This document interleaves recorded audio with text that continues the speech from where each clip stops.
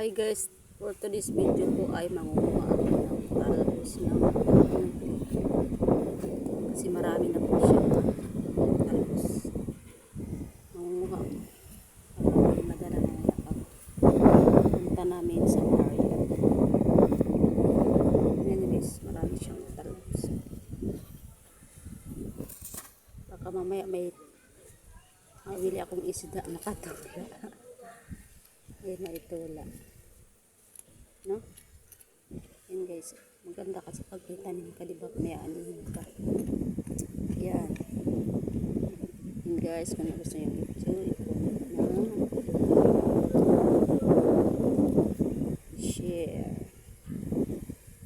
Thank you for watching.